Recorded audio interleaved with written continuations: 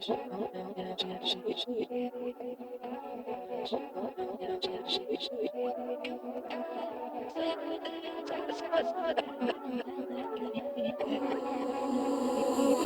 was in church 6 out of 7 days. Nigga put me in work. Legendary Podcast. Legendary Podcast. Legendary Podcast.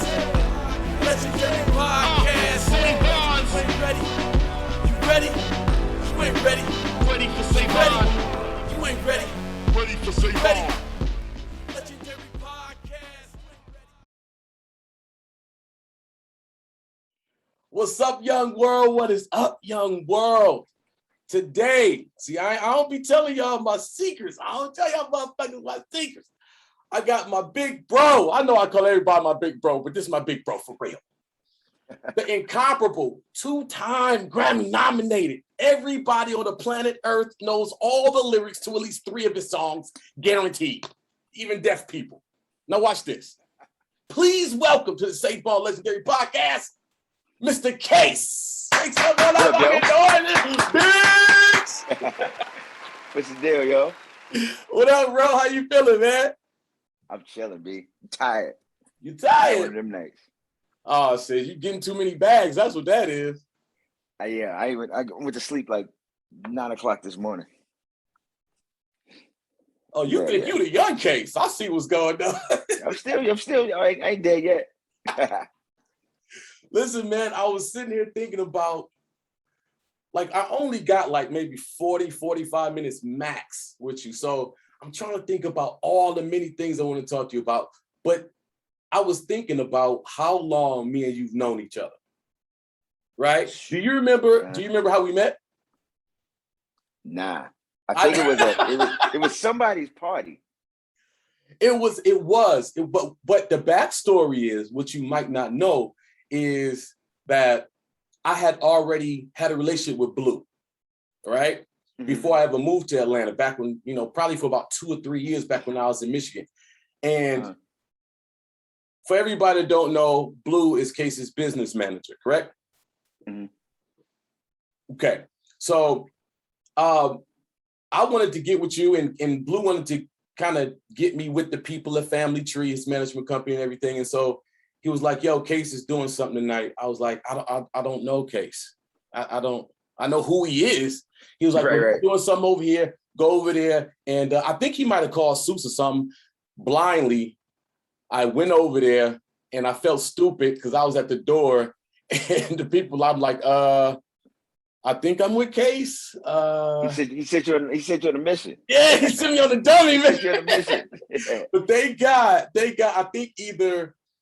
I think they let me in because I think y'all section was kind of close to the door. So I think they just walked me in and I went over there and you stood up, man. And you was like, I was like, hey, man, I'm Savon. You was like, yeah, Blue, right? I was like, yeah. You was like, you family. From that point on. Yeah, all day. Like, B, it's hard to come across people that is so accepting of a stranger, but that just is kind of a testament of your relationship with Blue and how much y'all trust each other, that whoever I bring, you automatically trust me too. That only backfired one time, but we ain't gonna talk about that. Oh, shit. He did bring one person around. I'm like, you'll never bring them around again. You don't want to speak on it? Nah, that only happened once though. So okay, he so got a good average. He got a good average. Got a good average. Yeah, he got a good average. So listen, man, you had your Case 25-year anniversary, right? Yeah. So for everybody that's gonna watch this, what was it celebrating for 25 years? Just 25 years of not being in the music business, of my career in the music business. My first album came out August, I think 13th, 96. So that's 25 years ago. So they was talking about they wanted to plan something, and you know me, I didn't want to do it. Right. I already know. Yeah. So, but it ended up being dope. Like, what I'm saying, we had the concert. It was filmed for it's either going to streaming service or either we're gonna put it out some type of way. So it actually ended up being dope. It was real dope.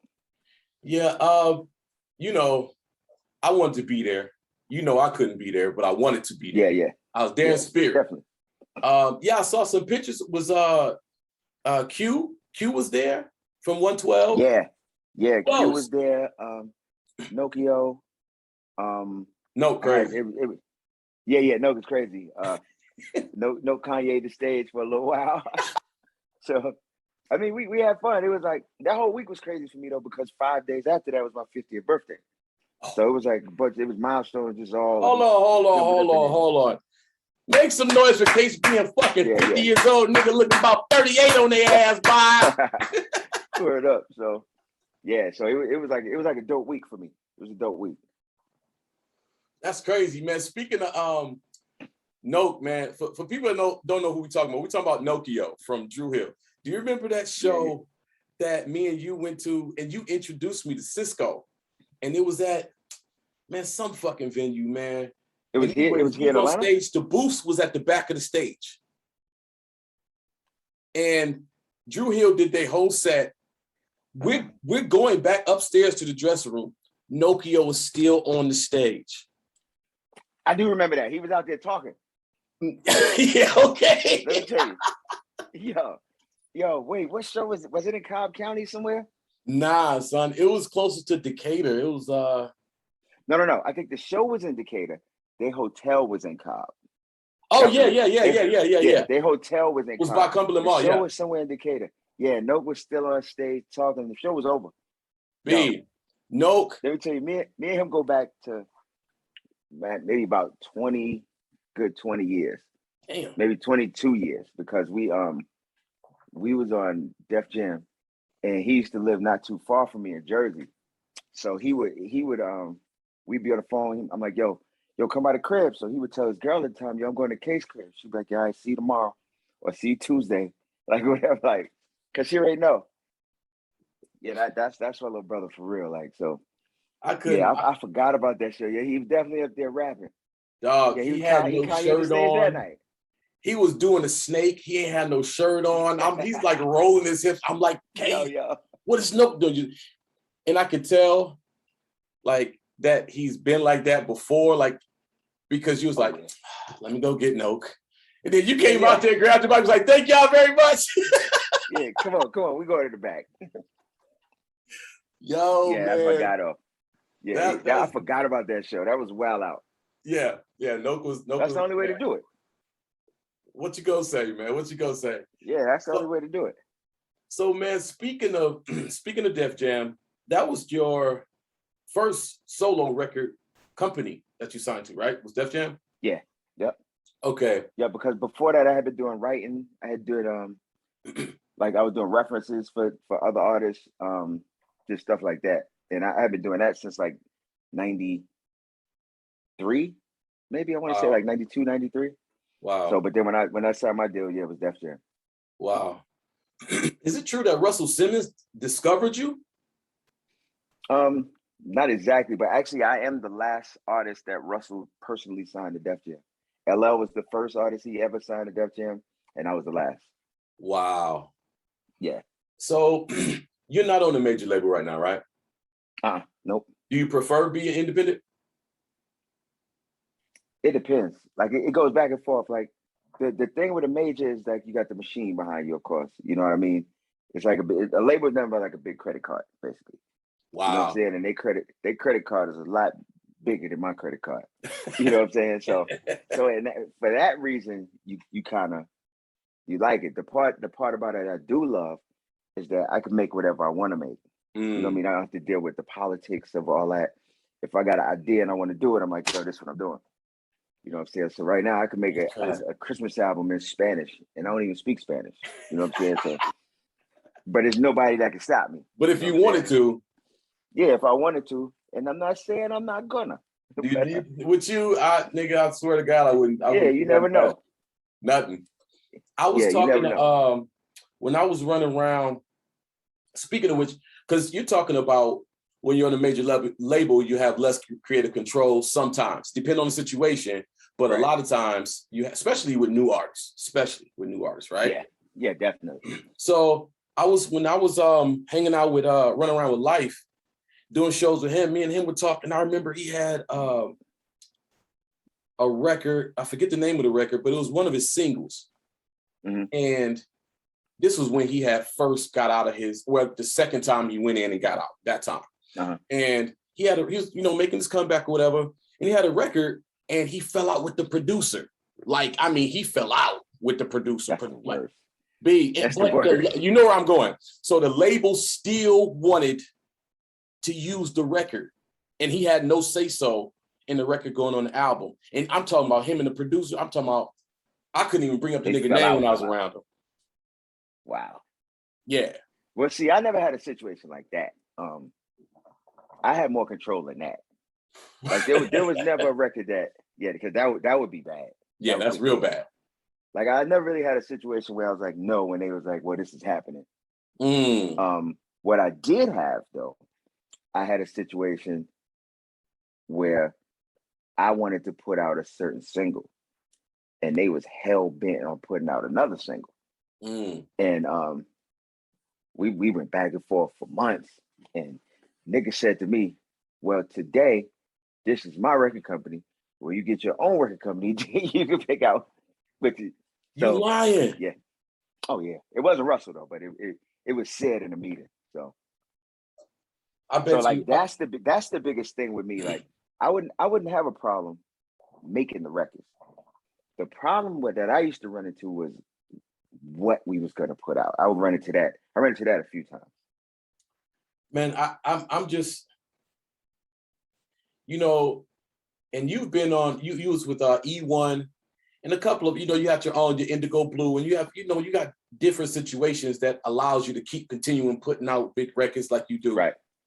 Man, I'm about to put out an EP, Watercolors in the Street 2, and my people are setting up, listening parties. I don't even want to choose, like, I don't even want to choose what records to go on the project, let alone singles. I learned a long time ago that I'm just too involved. And I don't like records for different reasons. And because of that. Yeah, I like that too. But on some level though, you gotta be involved because you know why? Because you're gonna have to live with it. You know what I'm saying? They can always find somebody else. You're only gonna get one Sevon. I'm only gonna get one case. A record company could go get, if it don't work, all right, we can go get somebody else. And they can move on. They can keep doing that for 50 years. You're only gonna get one and you don't want to look back and be like, damn, I should have, if we had put this out. You know what I'm saying? That's just the way. Like I try not to be too involved, but to some extent, I feel like you have to be. I feel like with my situation, I'm only doing EP, so it's only going to be 5 to 6 records on this project. And there are records that are automatically on the project that I say is going to be on the project. And the rest of them, it could, what I'm saying, I listen to, but so that's kind of my approach to it. But going into it, it just gives me anxiety, man, because it's like, yeah, it does. Especially when you write real shit about your life. Everything's like your child. Yeah. Every song is like, a baby. I heard Quincy Jones say that it's hard for people to kill their babies. Because every song is a baby, and you got to kill some of your babies. That is all the time. Every time it's time to put out a project. Are you like, Case? Are you like me, where, like, I know you got to stash your records the world ain't heard. I already know. Yeah. I know I probably got 4 albums worth of records that. So when it comes to going into like finishing up a project or going into a project, how do you feel about like dipping back into the stash that it's new to the world? Right. Let me tell you something about that. Uh-oh. I got one more song to finish on my album that's coming out. The next one I'm putting out. And you want me to be on it? Yes. I'm just joking. Nah, check it. So one of the songs, now I had forgotten about this record. I was writing a song and I did a melody and I was like, hold up. Oh, that melody is from a song me and Redhead Kingpin did for Open Letter 20 years ago. So I hit Redhead to get his publishing info because I was going to use that part of it. And then he was like, yo, you don't remember the next day after we wrote that song? That you was like, you had a show somewhere And then he did something different. So he sends me the record. I'm like, I don't remember this record. So long story short, I cut the record. It's dope. The record is 21 years old. Now the record I'm doing tomorrow is another one that we wrote for Open Letter 20 something years ago. And it's just dope. So I don't consciously do it, but it's sometimes it'll make its way back around. You know I try not to consciously do it. I may take elements of it. Right. And that's how that happened. I had an element, and I didn't even mean to. I was just in there freestyling, and I did it, and I'm like, why do I know that melody? Mm-hmm. And I'm like, it was from something years and years ago. A good melody will stick, man. It'll stick. A good record sticks. That's right. And that's I guess that's kind of your point though, right? I mean, it was so dope. It's gonna stick. Yeah, let me tell you something. Like I heard Sly Stone say one day, like a lot of people he was about to do a song on stage. He was like, a lot of people might not want to do it because they might say it's old fashioned. He's like, but the first thing you got to realize it's not a fashion in the first place, it's a feeling. And if it felt good then, it still feels good. And when you think about it, like it's real. He's like, if it felt good then it still should feel good. And when you think about it, that goes back to my whole goal making music. When I used to do interviews, like, what do you want to accomplish? I was like, I want to make music that in 20, 30 years, people still listen to it the same way how they do with Motown and stuff like that. That was always my goal. Like, I got a Motown playlist in my phone. It got maybe 1,500 songs in it. Yeah. I can listen to them songs all day, every day, because they all still dope. And they son all the newest shit that's out. They son all of that shit. Easy. And you gotta remember, some of these, I got a lot of them on vinyl right here, but some of these joints is 50 years old. Did you see that interview with Boosie where he said it's recent? And he said no, that's not recent. That was like a couple years ago. Yeah, I don't want to talk about that. Yeah. You know what I'm about to say. Yeah. I just saw it, dude. Yeah. What am I about? You know what I'm about to say. I know exactly what you're about to say. Okay. All right. Because he was wild. He was wild. I had somebody else hit me and say that one time. And I had time that day. And I went in. They didn't speak to me for about a month. I'm like, dog, don't ever send me nothing stupid like that again, yo. Like, don't. Hey, yo, I know if I texted you something like that, you would just text me back the middle finger emoji and not talk to me for a month, guaranteed. Or either one of them fit. Like, really? Yo, I got to tell you that story though, but we can't tell it. We can't tell it here though. Oh, I want to know off camera. Yeah, I'm gonna tell you. Yeah, I got to tell you that story. So yeah, definitely, that's an off-camera story. Yes, we're gonna get to it. So, I made a lot of mistakes in my film, TV, music career, and I've made a lot of accomplishments as well. Mm-hmm. I know what I would tell the motherfucking 17-year-old, 18-year-old Savon if I could. What would you tell the 18-year-old Case if you could have a conversation? Just to keep going. Like, which, I mean, I did tell an 18-year-old Case that, so everything. Yeah, I was always like, I'm going. But I think as far as mistakes, you're gonna make mistakes. I would tell, because I used to get down on myself over mistakes. And you got to realize that you're gonna make mistakes. The key to the mistakes is don't make the big mistake that ruins everything. And even if you do, any mistake that you make, learn from it. Mm-hmm. Just try to make the best of it and learn from it. Like, you got to learn from it and you got to keep going. I remember I called you one time and I was telling you about a situation that I had with a business person. And you was like, what? Boom, boom, boom. I was like, yeah. He was like, oh, it's a wrap, nigga. That's done. I was like, thanks for your advice, Pete. Because I'll tell you the details off camera, but he was like, you did what? What? Nope, that's done. It's a wrap. And it's okay. You gave me no hope. And that's the thing. Huh? You gave me no hope. Not because, you know why? Because a lot of times, like I've seen situations like that, and I'm telling you, when it's done, it's done. And it's okay for stuff to be done. But Even with me, I used to be like, yo, this is done. How am I gonna? Nah, if it's done, it's done. It happened for a reason. You know what I mean? And nothing that happens is not supposed to happen. I believe that. So I believe that too. The way I look at it is, if it happens and I had no control over it happening, right, it's supposed to happen. And that's why I don't stress over things that I have no control over. Because if I stress over a situation, it's going to end up however it ends up. If I don't stress over it, it's going to end up how it ends up if I can't control it. So you might as well take the stress part off your plate. You know what I'm saying? That's a word. That's a word that someone else told to me, a wise man, and it makes sense to me. I try to live by that. I try to. Sometimes when you in it though, stress. Sometimes not you, huh? Nah, I don't really. And you know what's funny? Me and my wife get into it. She's like, "You don't care about nothing." I do care, but if I can control it, I'm not going to drive myself crazy. See, you know what I'm saying? Been through Because so I used much, to be man. like that. Like I would worry and panic and what can I? There's nothing you can do, yo. Yeah. That's like being on a plane and I've been on planes before. I was like, yo, we about to crash. The whole plane screaming and crying and going crazy. I was sitting there calm, chilling, because what I'm gonna do? Now I'll tell you what I did do. I was sitting there like, damn, like this is how this is about to happen. But what you supposed to do?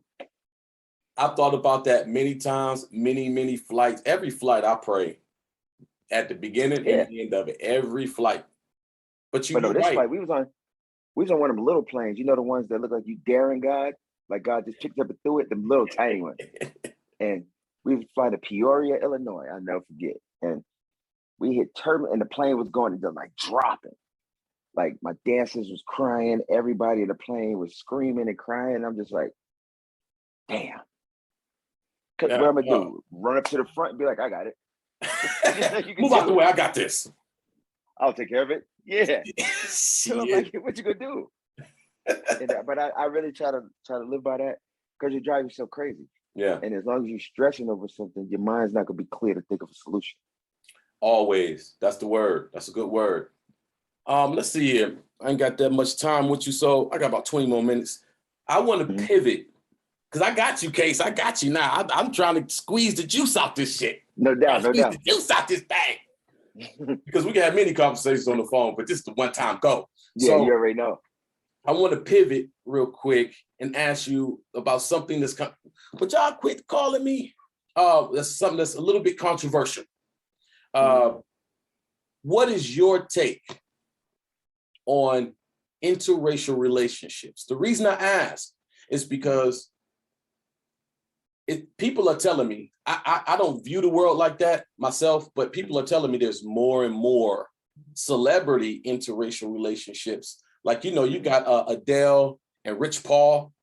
I was just telling somebody about that the other day. Yeah. See, and you got Eve now is pregnant. Yeah. By Maximilian, the billionaire Middle Eastern gentleman. But that's not interracial. He's Middle Eastern. Huh?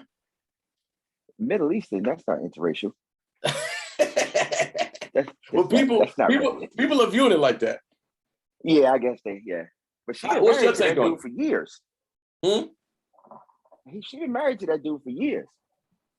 But my thing, I mean, it's not for me. Just because me in relationships, I always wanted to be with somebody that felt like I understand me. Like, I got my moms, I got my sisters, so it'd be weird for me to be in a relationship like that.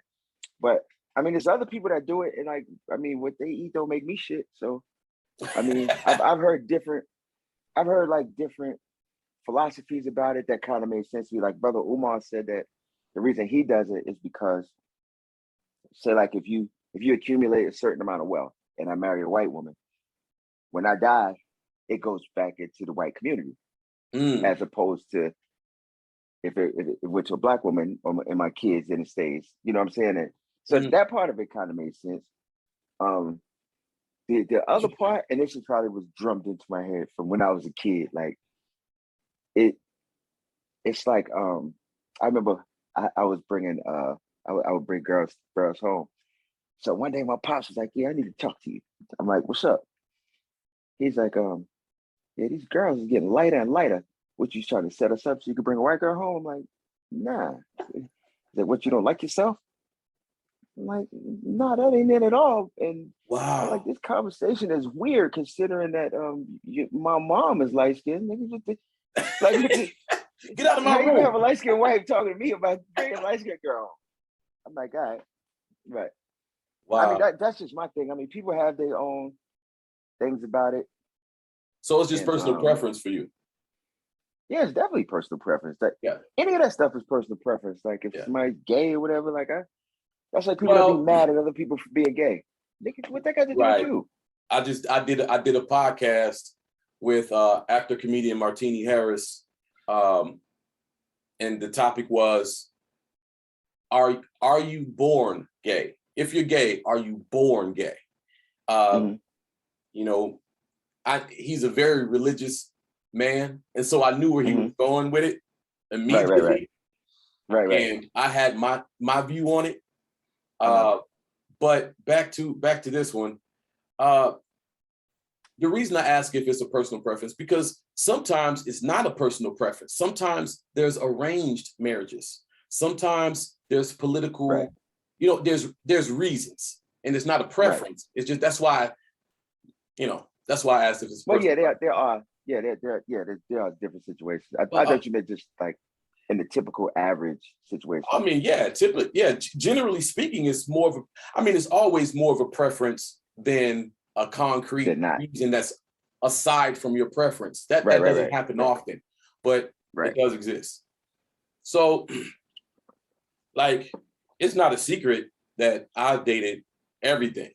I think it comes, for me, because I know you spoke about the conversation you had with your pops when you were younger. For me, I'm a military kid, so my mom was in the Air Force, my dad was in the Army, and we kept Air Force base to Air Force base, and when you in the military, it's everybody all the time. We lived on the base. I went to elementary school on the base. And my wife was in the, mom was in the Air Force for 20 years. So yeah. Oh yeah, so she can relate for sure. Yeah, she used to live in Italy and yeah. Oh yeah. So, yeah, I know. Oh yeah. Oh yeah, we was in Portugal, all that. My mom's Yeah.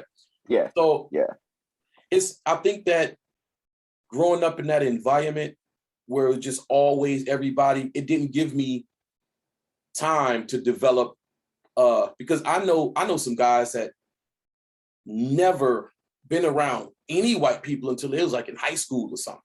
Yeah. Ever. So that was just never my environment. It started out super multicultural from the developmental stage. I think that's why my views are the way they are. It makes your mind more open. It makes you more open to new ideas and stuff like that. You know what? I think so too. And that's one of the things I definitely would not change in my life if I could go back. But that's interesting because I always wanted to ask you that, because Seuss, Seuss always ride me on that, man. He always ride me on that. But Seuss, they interracially too. He think he's slick. Yeah, he will kind of dip his toe. I'm like, he my man though. He be toe dipping. Shout out to Seuss. I gotta do his podcast too. Word up. But, yeah, man. So what the hell is up next for Case? I can't wait to find out what you're gonna do with the 25th anniversary thing. That's gonna be a big deal. And by the way, sidebar, how did the show in Detroit go? So I know you was just out there. Oh, it was crazy. I mean, Detroit show is always crazy though. Like that's like second home for me. Like I always got love of Detroit. I always loved Detroit. That was one of the first. Matter of fact, Detroit is the first place I ever did a real show. Wow. Because there's a funny story. I was on my first promo tour, and I think we went to DC, somewhere else, and Atlanta was the third one. And they was like, on this tour, just sing "Touch Me, Tease Me," and that's it. Because people ain't gonna want to hear no bunch of songs they don't know. So me and Foxy, we did Atlanta. Now the whole club, I forgot the name of the club, but it was jam packed. It was so packed. It's out by Greenbrier. People was parking their cars on the highway and walking to the club. Like the whole highway was full of cars, parking their cars on the shoulder of the highway. He was parking on the grass. So first of all, it takes forever for us to come out because they was like, yo, somebody spilled beer on it. There's one of the clubs they had like a dance floor in the middle. They cleared out the dance floor. It's a bunch of police. They was like, what's taking so long? Somebody spilled beer. So they was like, they cleaned up the beer. So me and Foxy get on stage, and we step on the stage, and it's like stepping on an ice skating rink. So now we got to stand in one spot and perform. Now here's the other thing. The DJ played the wrong version of Touch Me, Tease Me. He played the version without Foxy. So the record comes on, Foxy starts rapping. I go to sing. It was the wrong version. And then they had told me not to sing any other song. Def Jam told me that. Man, as soon as it went off, the whole crowd started booing. I'm like, yo.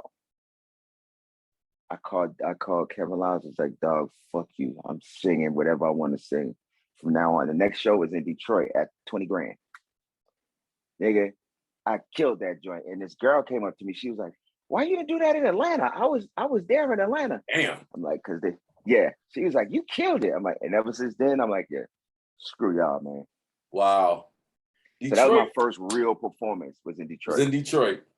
Man, listen, I know for a fucking fact, Detroit loved them some Case. They loved them some Rakim. And they loved them some Life Jennings, man. God, dog, man. Yeah, I messed with Detroit, dude. Detroit, we love you, man. Shout out to everybody. Shout out to all my people in Detroit gonna be watching this. I already know, man. They gonna hit me up, man. They gonna be like, can Case sing in my son 12th birthday? I'll be like, yeah, I did it. I sang at a couple weddings in Detroit. I did a wedding in Detroit recently, matter of fact. Did you? Yeah, a couple months ago. But I sang at weddings in Detroit. I did about 100 shows in Detroit. I did maybe 3 shows in Detroit this year. Damn. Now when you couldn't do shows, because I interviewed Tony Terry. Sidebar. Tony said that y'all got a record together. Is that right? Did I make that up? Yeah, on this album. Yeah, we do. Oh, I can't wait to hear that shit. And you know what's crazy? We was in the studio, and Travis, who I was working with, he started playing stuff. I'm like, I forgot all about this song because of COVID, it kind of spread out. You know what I'm saying? So there's some stuff I recorded at home myself, some stuff I went to the studio and did, and he's playing stuff. I'm like, oh shit, I forgot all about this record. Then here go the best part. He played this one song that I'm like, I never heard this in my life. But I sang the whole record. I'm like, yo, I never heard this in my life. I'm like, I like it. I'm like, when did I do this? He was like, well, we did a song and then we had more time before you left and we did I don't remember none of that. But yeah, I got a joint in there with Slim from 112. Who else? I'm just really putting it together now. So we try to figure out what's gonna be what, who gonna be who. So, like I said, I have one more song to finish. I be trying to, like, my dope producer friends, I be trying to give them the opportunity. I said, man, my man Case, he's one of those guys, man, that will give you a shot. He will give you a shot, man. Yeah, definitely. He's always looking for new young writers, always looking for dope producers. He'll give y'all a shot. And you can lead a horse to water, but goddamn, you can't make him drink. And that's it. I ain't gonna beg you to do it. So I've been asking, I know I got on one record with you. I forget the name of it, but I liked it a lot. Oh, it was the one with Mario Juanes. I forget the name of it. We got to get Savon the verse, man. I know you do ballads. You're a ballad king. You're the ballad king. I already know. And that's the thing. Yeah.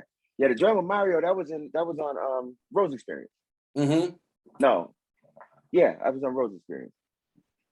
I remember that. That was a dope album. I remember being in the studio with you, Orange something studio. Orange something? Yeah, it was that Orange. The name of the studio was Orange something. You don't remember? And I think it's an engineer that you've been working with for like ever.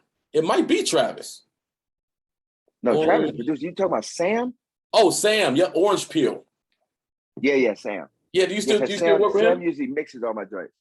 Oh, he's phenomenal. Yeah, Sam is dope. Nigga ain't Sam cheap. Thomas. Yeah, that's my dude. He's not cheap. That's my dude right there. I gotta take a PPE loan out for that nigga. 2 records is a whole PPE loan. Sam is the truth. He mixed my last 3 albums, matter of fact. Did he? Yeah, I remember calling him one day. It was like, actually, he recorded. He recorded Heaven's Door. I recorded Heaven's Door at his studio, and he mixed it. Oh wow! So he recorded the last. He recorded 2 out of the last 3 albums, and he mixed all 3 of them. So I think that's when I was in the studio with you over there one time during Heaven's Door. It was on that side, down by a little 5 points. Exactly.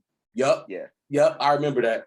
And man, you played me some records. I said, God. Yeah, that was I had a bunch of different producers on that album too. On Heaven's Door. Yeah, we had. Yeah, that was fun. Yeah, Sam recorded that album too. Now, what did I read that you did a record with Tank and someone else? Teddy Riley. Yeah, Teddy produced it, and I had it, and I'm like, yo, we should get. Let me see, who do I hear on this that I heard that was like hit Tank, and then he jumped on it. That was off the last album, Therapy. Oh my gosh. I just read about it. I didn't get it. See, and I'm leading up to a question here. I'm a Tank fan after I Deserve. Mm-hmm. I understand why that record was chosen as a single. I understand it. But that did not showcase Tank vocals at all. No. At all. And so, I didn't become a Tank fan till later on. Now, I asked a young man, an indie artist that I interviewed, his 5 top male vocalists of all time. Of all time? He put Chris Brown in there. I'm just going to say that. I'm just going to say that. Now he would have been in the ballpark if I would have said male entertainers. Yeah. But vocalists, what's Case's top 5? This gonna be highlighted too, baby. Stevie Wonder, Marvin Gaye, Michael Jackson, David Ruffin, Donny Hathaway. In that order? Ain't no particular order, but Stevie Wonder's number 1. Vocalist, yeah. You can't forget Charlie Wilson. It's harder to do 5 though, but if I had to. You left one out, and I honestly, with your picks, with those picks, I can see how you left them off with those picks. Mm-hmm. But he's my number 1. And he's not even on your list. Who? Luther. Nah. No, you said no. He shook his head to Luther. Oh my God. No. Yeah, Luther's dope. But he's not. Nah. But he can't see none of your top 5. Hell no. God dang. Name one he can see. Ain't nothing to think about. Name one he can see. Stevie Wonder? Stevie Wonder was my number 2. Okay. Donny Hathaway? He can't see Donny Hathaway. That's a fact. He can't see Marvin Gaye. You don't think he can see Marvin Gaye? Luther Vandross. No. You don't think, really? Luther Vandross got a lot of his shit from Marvin Gaye. Marvin Gaye is singing rings around that nigga. Wow. You're gonna have me go back and revisit some Marvin Gaye. Man, listen, I got him on vinyl all here. Luther can't see Michael Jackson when he was a kid. Now, wait a minute. Now, fucking Case, you my brother. Fucking wait a minute. You might be going too far. You might. Now, first of all, the rest of the world might not know. I know, but they might not know that you are probably the biggest Michael Jackson fan off top. Yeah, sure. Luther cannot see none of these dudes here. Hey y'all, I swear to God, this was not we didn't have no conversation. He did not set that up because I told him to. That's crazy. I'm telling you, he can't do it. He cannot do it. He will not do it. Vinyl on deck. Yeah, vinyl on deck. Where my man at? My man's in them. Yeah, he can't see them dudes, B. Yes. He can't see them dudes. Hold up. Yeah. Nah. Ain't no way. Oh my gosh. Ain't no way. You're a vocalist and I am not. And so I'm gonna go revisit some Donny Hathaway and definitely some Marvin Gaye. I don't gotta listen to Stevie. I listen to Stevie every week. all day, all day. Wow. David Ruffin just didn't have the right songs, but when he was in the David Temptations, Ruffin was a he beast. had the right songs. That's what I'm telling you. Nah, Luther's not in my top 5. No, Luther's not in my top 10. I don't think. Not because I left out other people. Because you said 5. I cannot believe you said Luther Vandross is not in your top 10. That's not saying he can't sing. He just saying it might. Nah. Well, of course he can sing. Right. I'm not saying, but I'm saying I don't want you to take it like that. But top all time, dog. I ain't even mentioned Sam Cooke. Better than Luther? Sam Cooke? Say no more.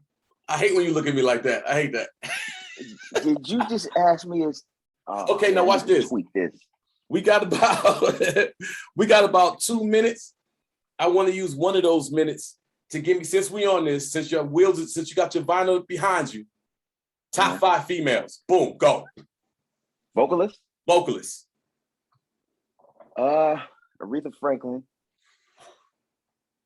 Whitney Houston. Let me think because I don't want to mess this up. Aretha Franklin, Whitney Houston. Let me think of. Just to keep your wheels turning, you can go gospel too. Oh, what a in that right. The top 5 might be all gospel. Yeah, Kim Burrell. Oh my gosh. Yeah. Hold up. There's another Jasmine Sullivan. Woo. Woo. And 5th, there's somebody I'm forgetting that's obvious, and I'm forgetting them. I'm not gonna say no names. Kelly Price, Fantasia. Yeah, we talking all time. Jennifer Hudson. No. Nah. No. Wow, I can't wait to hear this one. No, that's not it. Let me think. And my dumb ass almost reached for my phone, but to look at my music library.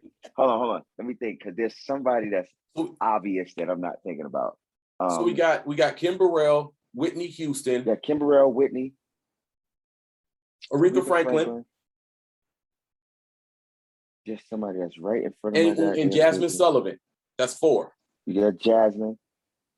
There's somebody that's right in front of me that I'm not thinking. And you know what's funny? As soon as we done, it'll pop in my head. Are you gonna text me? Nah, I don't want to say the wrong name though, because it's somebody that's obvious. Now, is it someone older? Yep. Is it Gladys Knight? No, but Gladys Knight is a problem. She's a big problem. She's a huge problem. What about Mama that make the pies? Patti LaBelle? Yep. Yeah, Patty's dope, but it ain't Patty. Wow. Not Patty either. Nah. It's gonna piss me off. There's somebody that's obvious. That's what's stumping me, because there's somebody. The people that you name is dope, but there's somebody that's obvious. Okay, well, we gonna leave him with a cliffhanger then. He gonna find out. He gonna text me. Hold on. And Yeah. He's going to the smartphone. Yeah, because this is about to make me mad. Everybody gets stuck on number 5. Yeah, this is about to make me mad. Hold on. Only on the Save All Legendary podcast do you get Case stuck on number 5. Yeah, and only on here do you have you telling me that Luther sing better than Sam Cooke. I did not say that. Yeah, you implied it. I did not say that. But I am gonna go back to some Sam Cooke. Oh yeah, you got to. But hold on, there's somebody else that is. Yeah, I might have to hit you because I'm only at the Hit me, and I'm not. Yeah. We're gonna leave him on the cliffhanger. Last but not least, there's somebody obvious. What is next for Case? What Case got coming up? I got the that album. The world need to know about. One more song. Yeah, I got one more song left to do in the album. It's gonna be Love Jones Volume 2. One more song. We're actually going to do that tomorrow. And I shot a couple of movies because I'm trying to kind of get into that. I got the Kickback podcast that we start season 2 next Wednesday. Touring. Got a couple deals on the table. So the Case 25 will be out to y'all soon, Yeah. in one way or another. We're talking to some streaming platforms, Netflix, Amazon Prime, and different stuff. So, so the name of the project is Love Jones 2. Love Jones Volume 2, yeah. Volume 2. Yeah. So y'all look out for Love. Do we have a date? Probably not yet, huh? Nah, not yet. Okay. Let me know so I can let them know. Love Jones. If y'all don't got Love Jones 1, go get it. If y'all ain't got Volume 1, go get that Love Jones. Well, with Love Jones Volume 1, we put out as an EP, and then we put the album out, Therapy. So Therapy is the one that they need to go. Therapy. Love Jones Volume 1 and everything else on there. Get Love Jones Volume 1, Therapy. Yeah, get Therapy. Because I feel like Love Jones 1 to set you up for therapy. All day. Yeah, and then we'll do Love Jones Part 2. I'll let y'all know the date of that. Hey, man, my brother, it's always a pleasure. You know I'll see you soon. No doubt. As always, peace, young world. Yes, sir. Love you, man. Love you, yo. Peace. Legendary Podcast. Legendary Podcast. Legendary Podcast. Legendary Podcast. You ain't ready. You ready? You ain't ready. Ready for Savon. You ain't ready. Ready for Savon. Legendary Podcast. Ain't on this count. Since you like